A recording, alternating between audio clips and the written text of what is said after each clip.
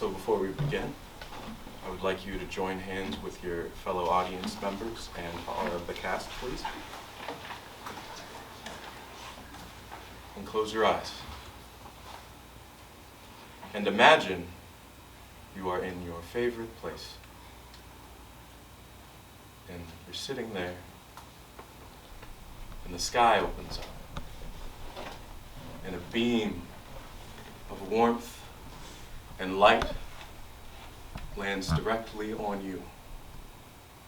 And it is meant specifically and solely for you. And as that light hits your skin, begins to seep into your pores and fill you up. And as it fills you, it starts to resonate and make a note. And as it reaches every part of you, that note wants to come out. Let it out.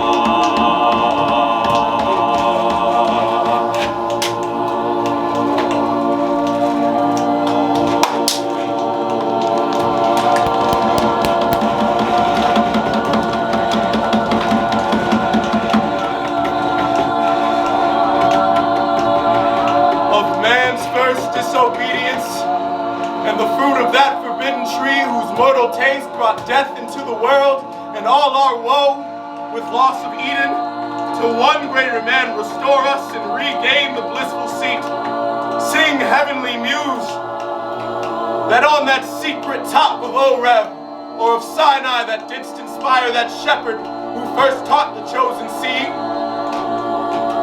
In the beginning, how the heavens and the earth rose out of chaos. Or of Sion hill delight thee more than Siloa's brook that flowed fast by the oracle of God. I thence invoke thy aid to my adventurous song, that with no middle flight intends to soar above the Ionian mount, while it pursues things unattempted yet in prose or rhyme. And chiefly thou, O Spirit, that dost prefer over every temple the upright heart and pure, instruct me, for thou knowest, thou from the first was present, and with mighty wings outspread dove-like, satst brooding on the vast abyss and madest it pregnant. What in me is dark, illumine.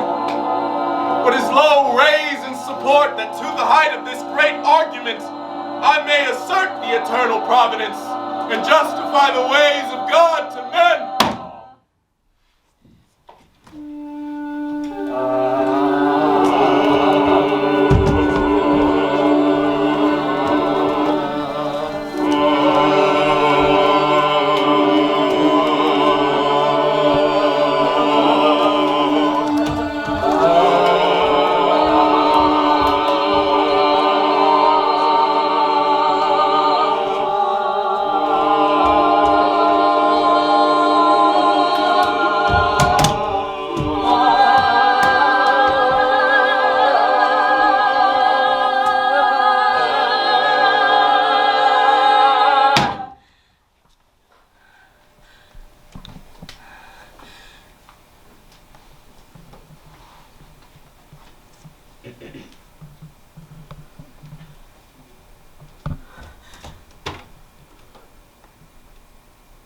Thou beest he.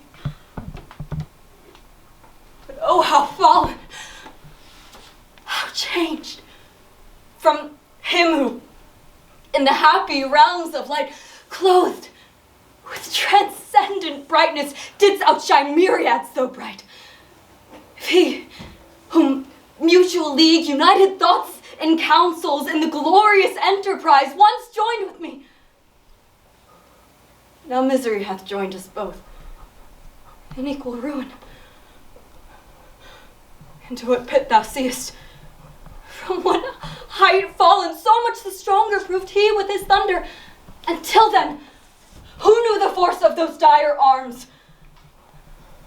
Yet not for those, nor the potent victor in his rage can else inflict, do I repent, or change, though changed, an outward luster.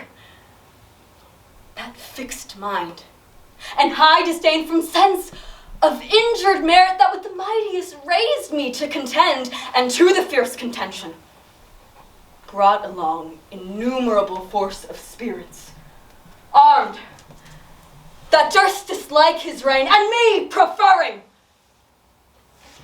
his utmost power, with adverse power opposed, and shook the plains of heaven in dubious battle. What though the field be lost? All is not lost.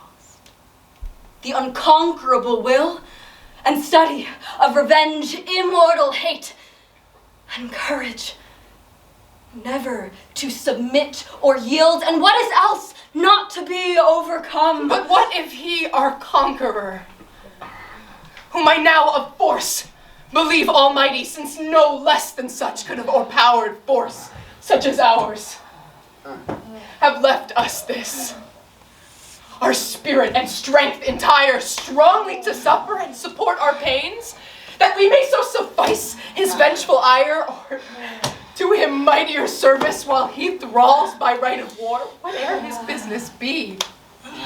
Here in the heart of hell to work in fire, or do his errands in the gloomy deep. What can it then avail, though yet we feel our strength undiminished, or eternal being to undergo eternal punishment? Fallen cherub! To be weak is miserable, doing or suffering. But of this be sure, to do aught good will never be our task, but ever to do ill our sole delight, as being the contrary to his high will, whom we resist. If then his providence out of our evil seeks to bring forth good, our labor must be to pervert that end, and out of good still to find means of evil, which oft times may succeed, if I fail not, and disturb his inmost counsels from their destined aim. See, the angry victor hath recalled his ministers of vengeance and pursuit back to the gates of heaven. The sulphurous hail shot after us in storm, which o'erblown hath laid down the fiery surge that from the precipice of heaven received us falling. And the thunder, with red winged lightning and impetuous rage, perhaps hath spent his shafts, and he ceases now to bellow through the vast and boundless deep. Let us not slip the occasion, whether scorn or satiate fury yield it from our foe. Seest thou yon dreary plain, forlorn and wild, the seat of desolation, void of light, save what the glimmering of these livid flames casts pale and dreadful. Thither let us tend from off the tossing of these fiery waves. There rest, any rest can harbor there. And reassembling our afflicted powers, consult how we may most offend our enemy. Our own loss, how repair, how overcome this dire calamity. What reinforcement we may gain from hope, if not what resolution from despair. Farewell, happy field, where joy forever dwells. Hail horrors! Hail infernal world! And thou profound as hell, receive thy new possessor. One who brings a mind not to be changed by place or time. The mind is itself its own place, and can make a heaven of hell, a hell of heaven. What matter where, if I be still the same, and what should I be? All but less than he whom thunder hath made greater. Here at least we shall be free. The Almighty hath not built here for his envy, will not drive us hence. Here we shall reign. My choice. To reign is worth ambition known hell. Better to reign in hell than serve in heaven.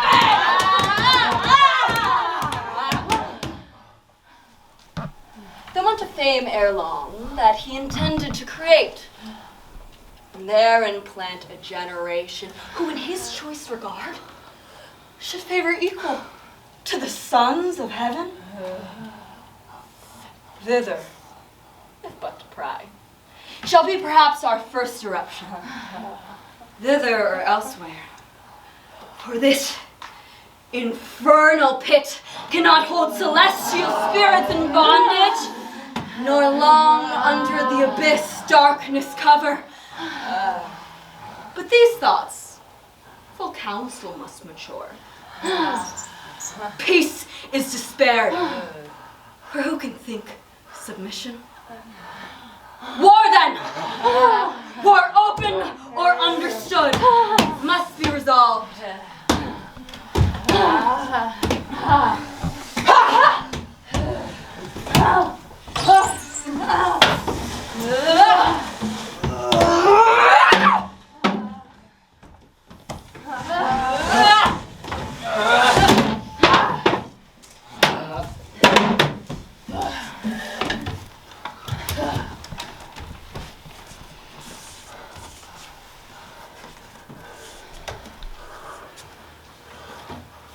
My sentence is for open war of wiles.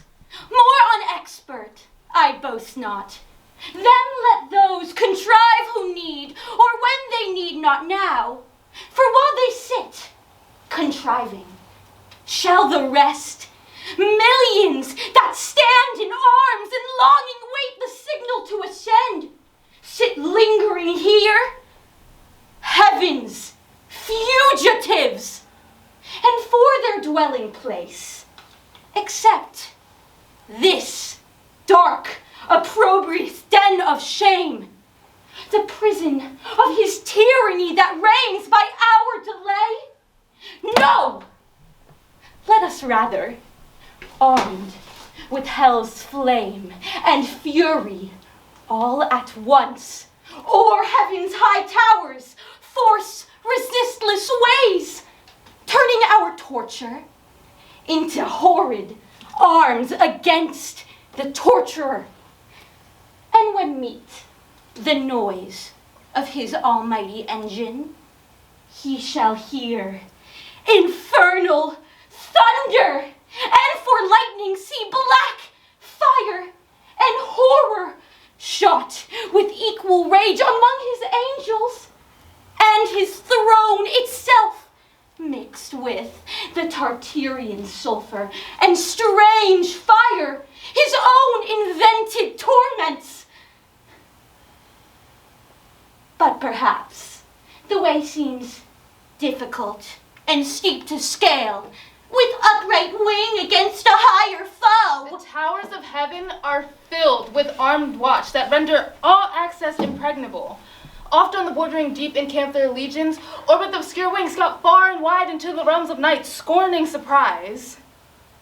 Or could we break our way by force, and at our heels all hell should rise with blackest insurrection to confound heaven's purest light?